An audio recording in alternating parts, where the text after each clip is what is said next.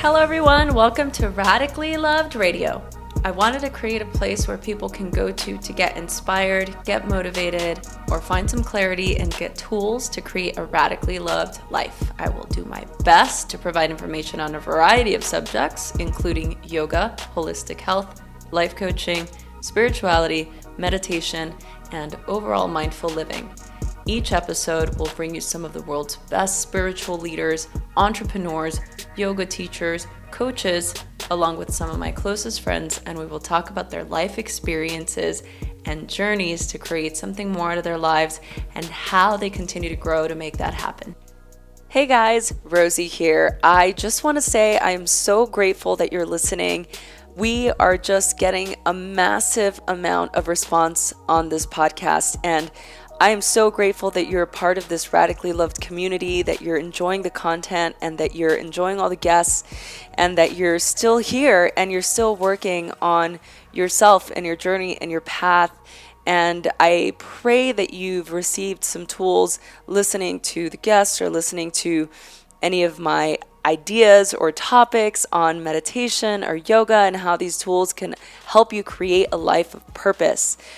To continue to help us give you the best content, you can subscribe to this podcast, and most of the time you can just do it from your phone, from iTunes.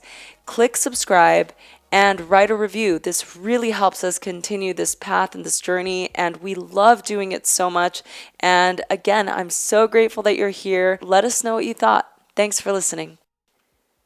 1 cup of tea is all it's going to take to completely transform your perception of what premium tea should be.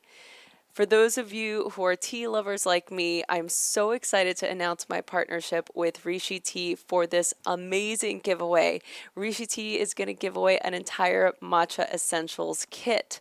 All you have to do is go on Instagram, tag me, Reishi Tea, and the hashtag Radically Loved Reishi for your chance to win an entire Matcha Essentials tea set, which those of you that know me know that this is like the ultimate gift.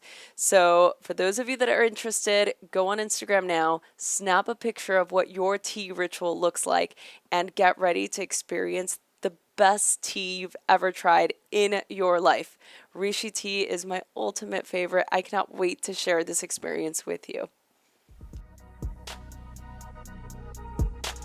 Jessie Golden is a devoted mother, model, Hatha yoga teacher, holistic health practitioner, and creator of The Golden Secrets. She's used her multifaceted career as a platform to inspire and empower people all over the world. And I was fortunate enough to get her on this podcast to talk about her latest book, The Golden Secrets to Optimal Health. She is such an incredible person. She's beautiful inside and out, and we had the best time at my house drinking tea and talking about all the things that inspire her and everything that's important in her life. We talked about parenting, we talked about her journey, we talked about the process of this book, and just basically the words of wisdom that she lives by. I'm so excited to share this podcast with you all. Thank you all so much for listening. I can't wait to hear what you thought. I mean, you know what is really interesting with my son is we're very similar, but we could not be more different. And just allowing him to be him is really, my mom always allowed me to be me. I was a weird kid, like wore weird clothes and. Where are you from? I grew up in Chicago. Okay. Yeah. But my mom never questioned me like, oh, that's weird. Like she never, and I didn't realize that till I was older, but I think that's why I had such a strong sense of who I was and like an inner confidence, because she always just let me figure it out, like let me be me. So I really tried to, my son's name is Kaleo, like allow that same thing for him, because sometimes I'm like, oh, geez. Oh, what are you doing? And then I think about the things I did as a kid, and it's all part of the process. Yeah. But it's so different now too with like social media and like what they're doing. Like I just found out that teenagers can have different accounts and like have all these different ways of communicating with people. Like, before she was even here for a month, she had already like gone out on a date with somebody, and I'm like, look, I'm totally oblivious. I'm like, how did you Tinder? Oh, geez. Mm-hmm. Oh, gosh. Everybody, my brothers met both of their girlfriends on Tinder. It's like the thing. It's crazy. Yeah, and I'm like, look, it's great. You know, I have friends that are on it. Like, I have clients I work with that do it, and I'm not knocking it, but all I'm saying is, you know, I'm like, being a parent, I'm not a parent, but like, it's just something to, you know, it puts your alert on high alert when all of a sudden your little teenage sister is like, hey, I'm gonna go wherever, and I'm like, wait, what? Like, you just moved here, you don't have a driver's license, you don't have a job, you haven't registered for school yet. Like, what do you mean you're going out on a date? I'm confused. Yeah. You know, she's going to college now. She's going to Santa Monica State College, good. but Good.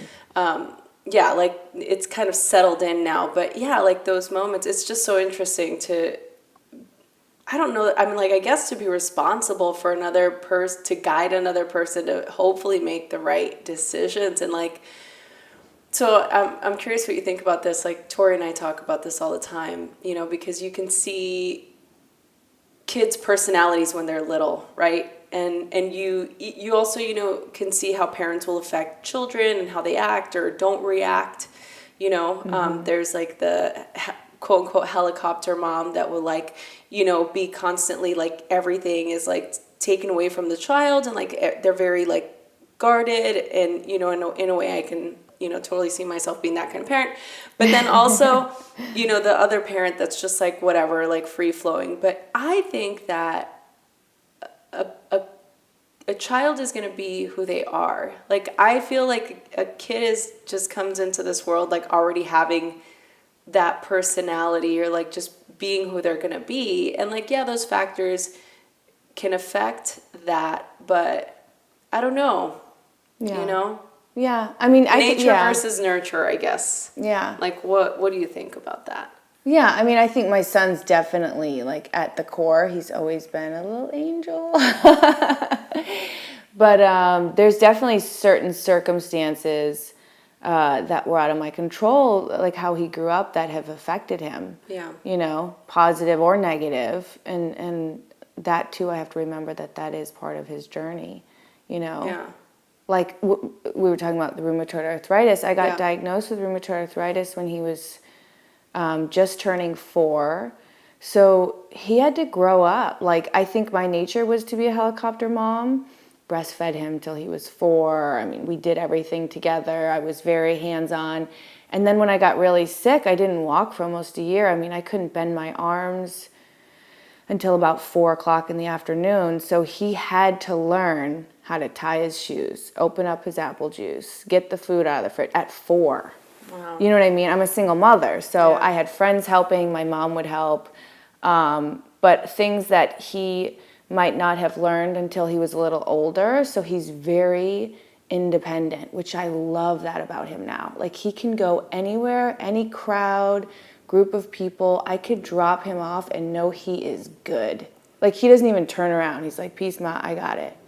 You know, I'm like, oh, okay. Yeah. So it's actually a blessing, you know. Yeah. I don't know if he would have been like that if you had been there to, like, take care of everything for him. Yeah. Wow, that's really great. Yeah.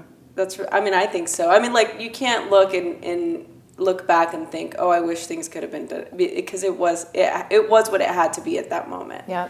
Right. So, you know, we're talking about rheumatoid arthritis, and I was just telling Jesse how both my parents on both sides have been diagnosed with RA, and it's been something that, you know, my whole family and both my parents are like, you have to, you know, make sure that you're checking and you're going to the doctor and, like, take whatever precautions you need to take, you know. And I remember when I turned 27, you know, the doctor was already trying to put me on medication and stuff. And yeah, and I mean, right then, I mean, I knew initially, I'm like, I think I'm okay. Like, I don't want to start to do anything until, like, I start to, like, you know, show signs of, okay, like, I can't move, or, like, this is really painful. So have you been tested for the RA factor? I haven't been tested yet.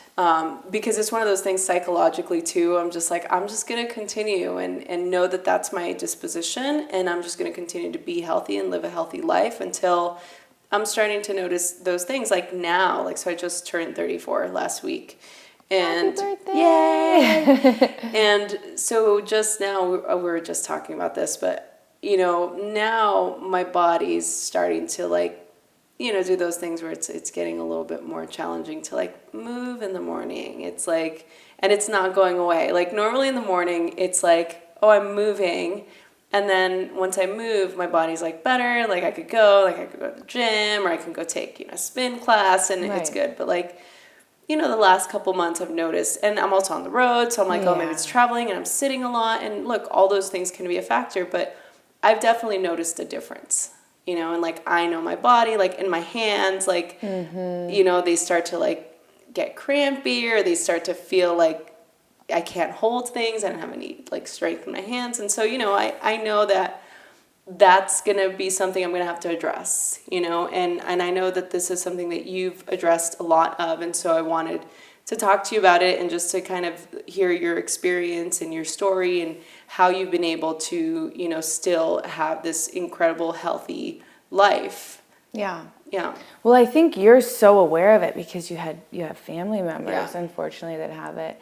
I didn't even know what it was when I got diagnosed. And I was misdiagnosed for years, God knows how long, because I grew up as a ballerina, and as a ballerina, my mom had a dance studio for 46 years.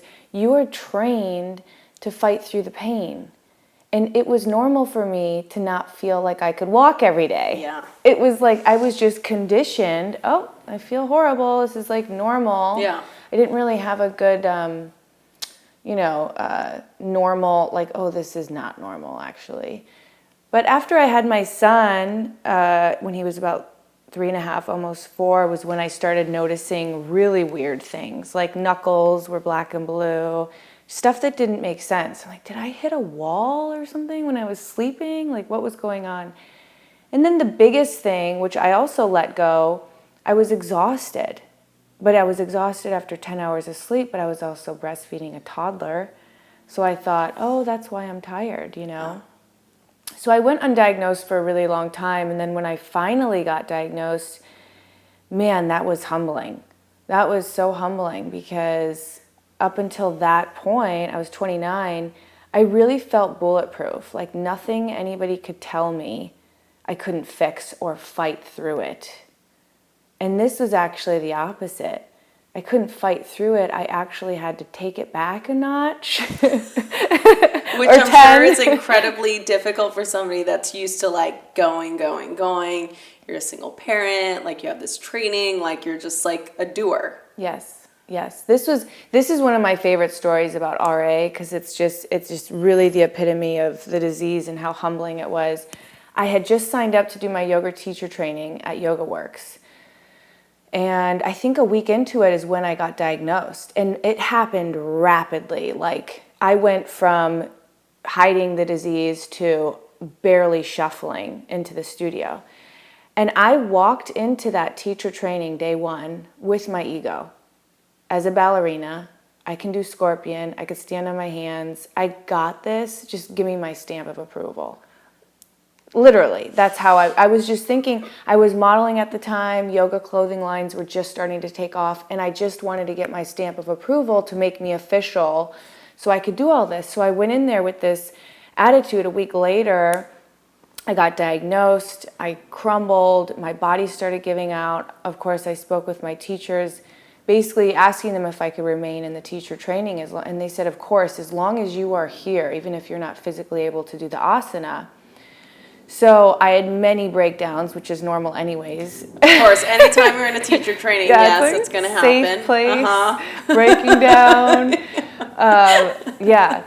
So what was really interesting in the blessing in disguise was I learned so much more through that teacher training, not being able to rely on the physical asana that I had always relied on my entire life. I had to get comfortable sitting. I had to get comfortable tuning in and learning the Sanskrit and all the philosophy behind the asana, which I have always relied on moving my body. So in that yoga teacher training was when it was really part of my healing process. It still is. I mean, at the end of the day, like, it just seems like everything, like, happened exactly the way it needed to happen. So how did your life change after that and after your teacher training? Yeah, I mean, my life completely changed after I got diagnosed with rheumatoid arthritis, and going through the teacher training really helped me notice the patterns that had, I feel like, gotten me to that place, and that was the pushing through, ignoring the symptoms, ignoring signals of my body telling me, hey, maybe you should chill for a little bit. Yeah. So the yoga practice really helped me tune in and check in with myself. And, a lot of my healing, and it continues to be, is noticing the patterns, the mental things that I tell myself, positive words, positive thinking, all of these things. So I'm constantly checking in with myself. Like I have to. It's really interesting how I love how this whole like meditation thing is becoming more mainstream. Mm-hmm. Mm-hmm. But for me, it's really interesting when people say, do you meditate or do this? I'm like, it's like breathing to me. If I don't have that alone time to tune in, I am like wackadoodle, So I have to. So that's sort of a good segue for us to just kind of talk about how, being a teacher and being somebody who obviously you believe in the practice and you're a yoga teacher and you know the depth of this practice and how healing it can be. One of the things that I've been sort of encountering with people, on this tour that I've been, is a lot of people are getting more curious about the deeper dimension of yoga. They're getting more curious that, maybe something that they were attracted to on a physical level can provide something more. So you mentioned how during this time you were able to immerse yourself deeper into that dimension. I'm curious what your thoughts are on people that are more curious about what that deeper level is, that maybe are listening to this podcast for the first time and don't know how yoga as a philosophy can really help bring more joy into their life, or more peace, or just more self-mastery. Yeah. I mean, I'm a huge believer that everything that is done on the mat translates into your life. So it's, the tools that I always come back to, that I talk to in my book, it's the breath, the focus, the mantra, the intention. That obviously can be used outside of the yoga classroom, but you practice it every single day in the yoga classroom. So when you're in a difficult position or you're in a difficult moment in your life, a lot of us tend to stop breathing, we can't focus, we're thinking negative thoughts. So we have to retrain our brain. Focus, positive thoughts, what's your mantra? And then breathe and find contentment in that pose. I remember when I first started practicing yoga, I had this amazing teacher, Kara Price. I'm going to give her a shout out. She was one of the original Yoga Works in Beverly Hills. There used to be a Yoga Works in Beverly Hills. She was so amazing, but she would have us sit in Warrior Two pose, which is one of my favorite poses because a beginner student can do Warrior Two, but it can take you to a place where you are crying to baby Jesus. It can, if you sit in that pose long enough, you will start going deep. And she used to keep us in that pose so long where my brain would go, I was so uncomfortable. And I remember having this moment of surrender where I surrendered in that pose and everything made sense and I was content. I wasn't thinking about my leg hurting or getting out of the pose. I was in that present moment. And that's the beauty of yoga, is if you keep going, it will bring you to the present moment. And then that will translate into your life. That's the hope, Yeah. Talking about the golden secrets, Jessie just has a book out and I'm really excited about it. And we're looking at it right now and I want her to tell us all about it. What inspired you to write this book? So the original inspiration was when I somewhat cured myself. I call it thriving with rheumatoid arthritis because I still have it and I still have signs and symptoms, but I choose to thrive. I started a blog like 7 years ago because after I recovered, I started doing tons of modeling work. All the companies were just happening, you know, Aloe, of course, but like Reebok, Nike. I was on the cover of New York Times for doing yoga. Like yoga was just getting really cool and hip. And I was getting all these emails of people asking me, what did you do? How did you get rid of rheumatoid arthritis, you know? So I started writing a blog because I couldn't respond to everyone's emails. And the blog turned into yoga and beauty and spirituality and parenting and basically any, you know, my last name is Golden, so any golden secret that I thought was valuable and that really helped me, I wanted to share with people. And then I started writing this book just a little bit, and then I finally dove into it about 2 years ago. And it's literally everything that has ever helped me in my life is in this book.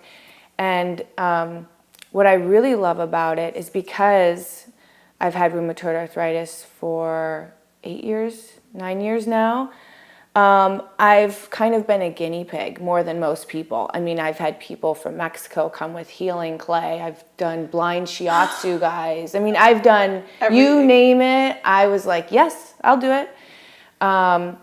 So because I've really tried everything, all of that information is in here too, and stuff that you might not hear about, like even the savvy health, you know, person, like which I love, there's so many recipes and smoothie things happening readily available to anybody nowadays.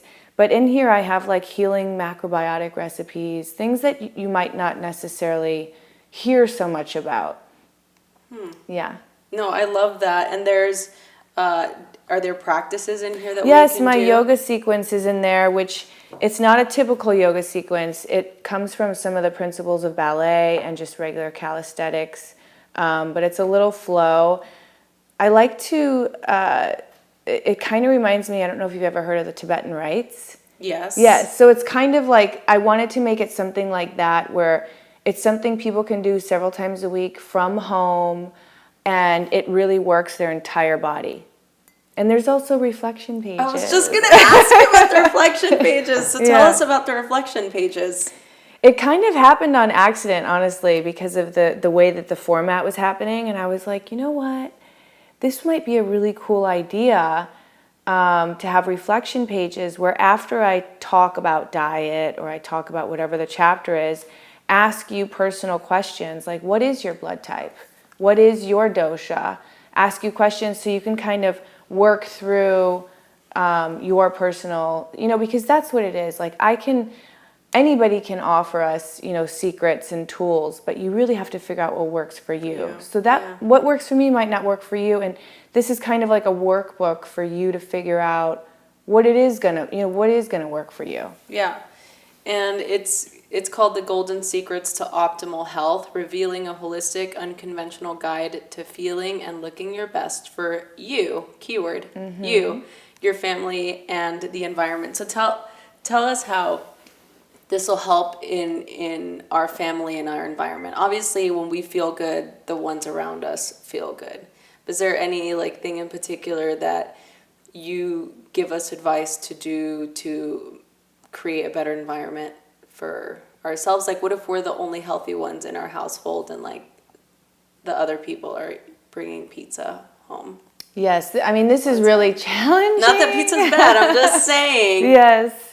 I'm asking for a friend. Yes. I mean, this is a huge deal because I have a teenager who, is the biggest meat eater. Yeah, we're exactly the opposite. It's really interesting. And this is part of, okay, this is his journey. I'm hoping that someday all my wisdom is just going to explode in his brain and he's going to have a reality check. I'm like, did you read my book yet? That's so amazing. Yeah, I'm such a dork. No, it's so funny. No, I say that to my little sister all the time. I'm like, are you listening to the podcast at all? You have it playing in her room? No. Yeah, and I think that's the thing. I've always been, I know for me personally, you can't shove anything down my throat. I have to find it out myself. So I just try and lead by example and, you know, slowly encourage people, like, let's watch this documentary, you know, and just being mindful. But I love using the environment as an excuse to get people to be healthy. I even say that in my book, if you can't do it for yourself, do it for the environment, you know, because eating meat is is the biggest greenhouse gas emissions, more than cars. So I try and, you know, give people other ideas. And I mean, now I'm on this whole meat thing, but like, you don't have to cut it out entirely, but do the plant-based foods that you already eat. And then if you're at your friend's house or if your mom wants to make something, you know, then go ahead and do that. But we just need to reverse what we've been doing for so long. And that's like meat and a side of veggies. We need to do like the veggies and like a tiny bit of meat to like add flavor, or if, you know, if that's what your body needs. So I think just leading by example, I feel like, you know, our family are definitely our hardest critics. And I think for me, they encourage me. Coming from Chicago, everyone was very conservative, and slowly but surely I see them turning leaves and I'm like, I get so excited. That's amazing. That's great when you're able to actually see the evolution of the people around you to become more interested in you know, different things. Like there was a particular author that I was interviewing, and I had the little one read it to just give me some notes, and then the same author wrote another book, and she ordered it. Like she got it on her own. She liked it so much that I'm like, yes. I'm like, more of this, please. Yes. And I can say that because she's definitely not listening to this podcast. So I can totally air her laundry out. So I want to be respectful of your time. I have a couple more questions to ask you, and this in particular to just our yoga community at large right now. Through traveling the U.S., something that I've been kind of noticing, you know, aside from the fact that people want to deepen their practice, there's also a little bit of the connection element missing. I feel like we don't go to yoga studio anymore. Like we kind of are like doing more of self-practice. I mean, I think I get asked this a lot about social media in general, because it's just such a interesting time that we're in. And I always try and focus on the positive side of things. And for me, when people kind of say, oh, you know, social media has turned yoga into a circus, or, you know, they say negative things, I first of all, I personally am probably responsible for a lot of that circus. But my whole thing behind it is, behind the scenes, all the emails and the messages I've gotten where I was in some crazy pose practicing at home, and I wrote some kind of quote from my Ungar or something, and somebody says, you know what, you inspired me to go to my first yoga class. And then I'm like, you know what, I don't care if I got to stand on my head with my legs behind my head and do all this crazy stuff to get your attention. If it gets people to practice, the more people are practicing, the reason yoga is what it is right now, I believe, has a lot to do with social media. Yeah. You know, everybody is finding yoga interesting, whether they're practitioners, they're going to school, they're learning on their own at home. People are sharing, and I mean, I think it's great. Yeah, you know? and it definitely, I think, is going to add to the element of making it more accessible for people that would otherwise not feel like it's accessible to them, or they maybe feel like, oh, well, you know, it's just something that I'm not interested in trying, or like my friends aren't doing it, or my friends would make fun of me for doing it. You know, I remember talking to, you know, my little sister about it years ago. You know, I was asking her, you know, she's practiced with me. You know, she's like, you know, was practicing. She's visited me when I was leading a teacher training before. Like, so she knows a lot, you know. And my question to her was always, why don't you practice? And she's like, oh, my friends don't get it. They're not into it. But now, this was years ago, and now she's like, all her friends are into it now. They think it's really cool. And I'm like, I don't care if it's because they saw it on social media and now they're like all about it. Great. I think that part of what yoga is it's about union. I mean, that's what the word means, right? So I think that the minute that people start to be judgmental or have opinions about what yoga should be or who is a yogi and who's not a yogi, I feel like that you're putting somebody in a box and you're already closing yourself off to that unification. Yeah, so I couldn't agree more. Right? So it's like there's room for all of it. Where's this lack mentality coming into?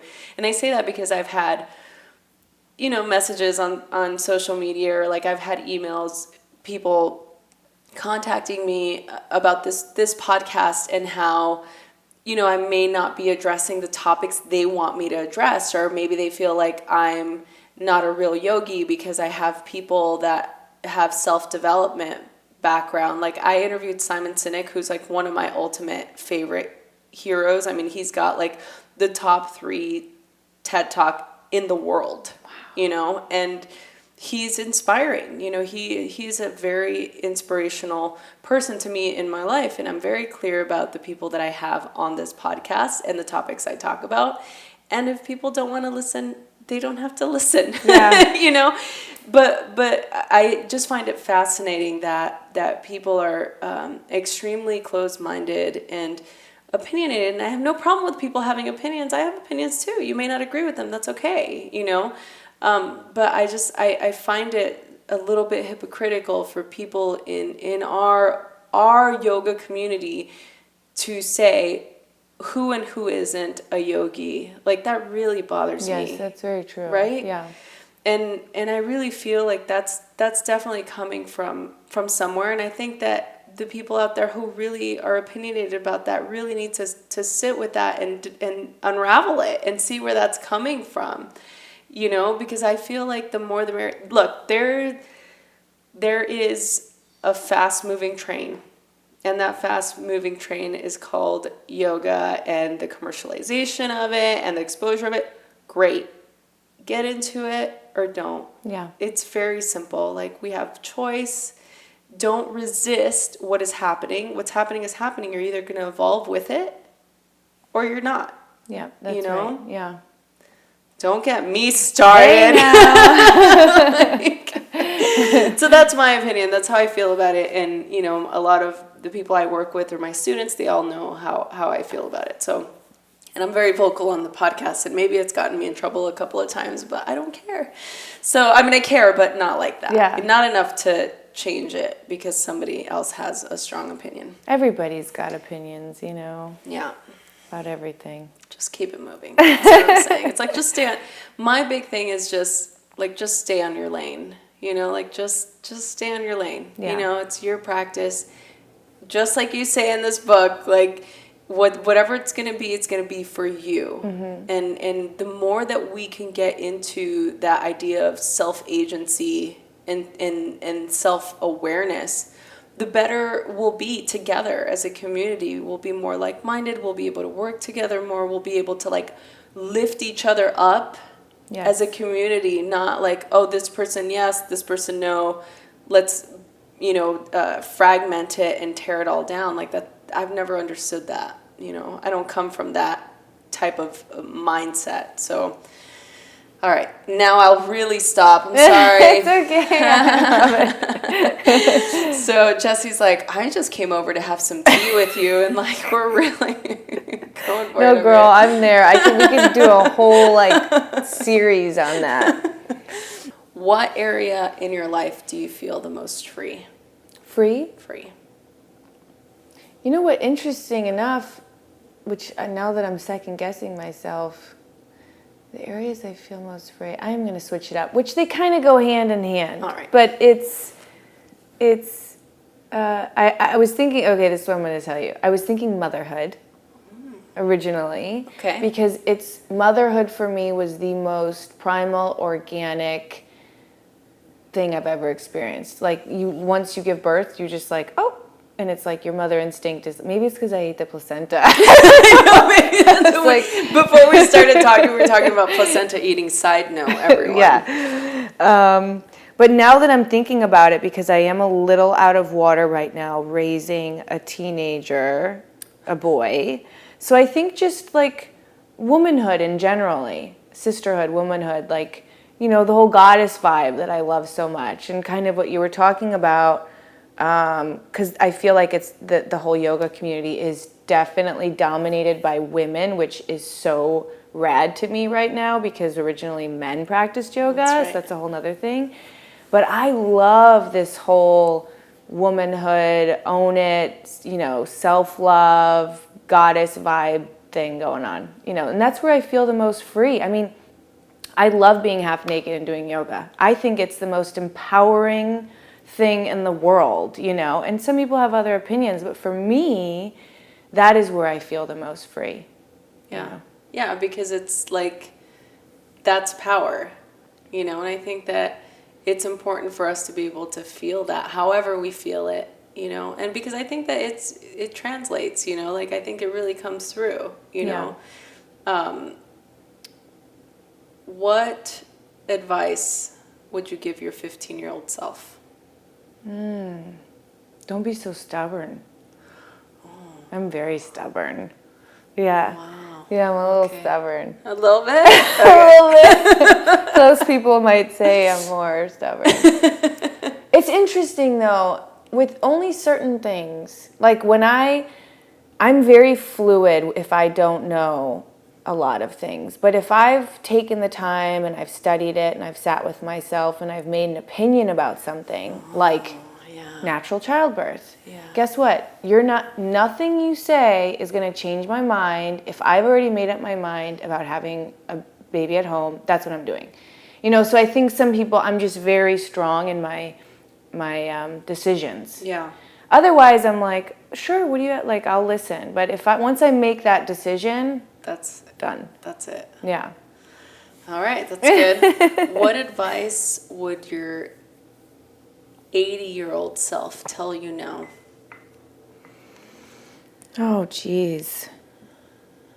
Probably, I'm thinking I'm not as social as I would like to be. In nature, I'm very introverted, and I could be totally content up in a treehouse alone for days. So, talking about the union in the community, sometimes I see things on social media and I'm like, I wish I would have gone to that. Mm-hmm. It is something that because whenever I do it, I do feel great. Maybe it's because I don't get that much alone time being a single mother and working so much. So, yeah, if I was in my 80-year-old self, I would say go out, have more fun, and socialize. Yeah, that's good. I love that. Do you have any like words of wisdom that you live by? Like some sort of mantra or some sort of like philosophical ethos that what is it? I got a good one. Yeah. So I'm the Sagittarius, we're the Archer. Oh, you're like Tori. You guys really? Are the same. Oh, yes. He's going to love this then. This is a good story. This is a story about a Sagittarius. So this man was walking through the woods and he saw all these targets with the arrow in the bullseye. He saw like a half a dozen of them. And he finally came across the Archer and he said, "How did you get a bullseye in every single target?" And the Archer said, "Easy. I put the arrow in the tree and I painted the target around it." So it's the epitome of a Sagittarius. We're supposedly the most optimistic of the sign, but that's really how I've lived my life. Like no matter what cards I've been dealt, I survive and thrive by always looking at the positive. I will make it a bullseye. Wow. That is so powerful. Like that is awesome. Thank you. That's great. I love that. I may have to be changing mine up. Every time like I hear it's so cool to like hear people's like, you know, philosophies or their like driver, You know, I love that. I think it's so great. So in closing, which I don't want to close, but again, it's like, I gotta be mindful of the time. I created the podcast Radically Loved to have a forum of like-minded individuals to come and talk about the things that they love or they're inspired by, or just creatives, yogis, non-yogis, just people that have inspired me, people I look up to, or people that I feel we share the same wavelength, right? So the idea is that the universe works for us and not against us, right? So whatever it is that you believe, whether you believe in God or baby Krishna or baby Buddha, like whatever it is that you believe, we are supported.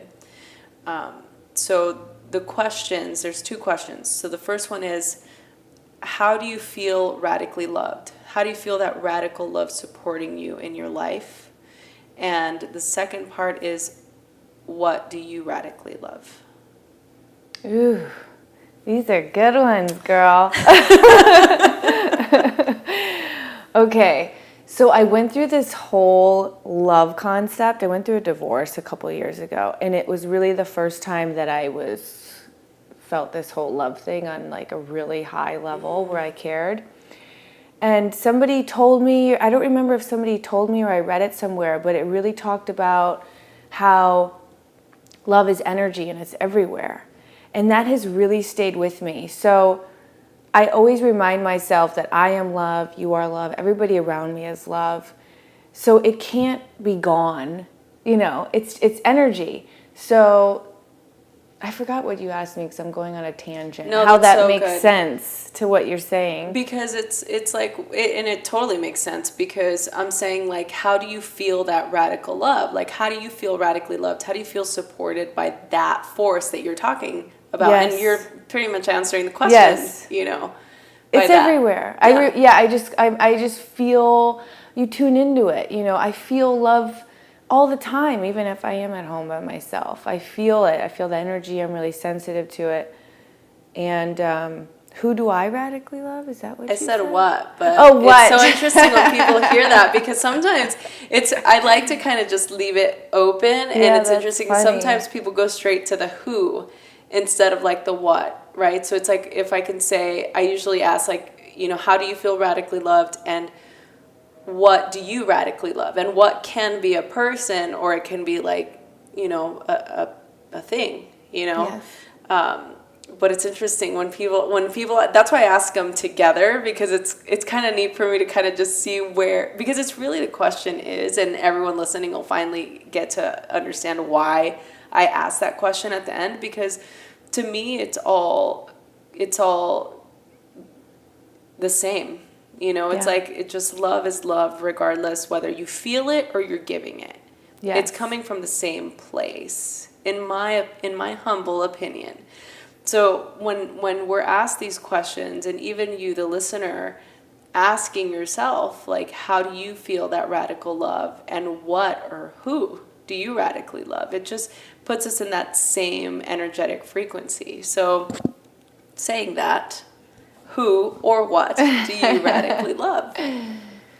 Well, obviously my son comes to mind, like, you know, because that's on another level. I always, you know, it's really true. Like, your heart is outside of your body for the rest of your life. So that's really kind of uncomfortable sometimes. It's super uncomfortable. I'm like, can you just go back in the belly so I could just, like, chill? But you know what I really love? And I don't know why this came to me, but I just love, like talk about old people that have been through stuff, or that have really cool stories, or people that have just been through things and still decide to have a smile on their face. Those people, like, I get so high around, you know. Like the grace that that generation, or that people that have lived a good life, like, and you know, have had experiences, like, you know. Yes, I love that. I love that. How can people connect with you? People listening, where can they go? Where can they get more information? Well, first I want to say thank you for having me, and I'm so grateful. And thank you for your voice. We are so grateful for you. So, and I'm so grateful for social media because I think that's how we found each other. Yes. So that's where people can usually find me. I post every day, current. And I'm doing a huge, oh no, that's not going to happen. But my book is out right now. And what else? Yeah, Jessie Golden, Jesse Golden. Yeah, and we will have, if you're listening to this podcast on iTunes or Stitcher or Google Play, on the info, if you click the info, all the links to Jessie will be on there. So where you can buy her book, all her social media handles, everything's there. So just click the info button or the show notes button and you can go straight to all of her things and get more golden secrets in your life. Amazing. Thank you all for listening, and Jessie, thank you for being here. Thank you so much. Hey everyone, I hope you enjoyed this episode. I am so excited to continue to do this. Please share this with your friends. Email us, message us on Instagram at Rosie Acosta or on Twitter at Rosie Acosta. Subscribe on iTunes, write a review. We love doing this, so please help us continue to keep this podcast going. Thanks for listening.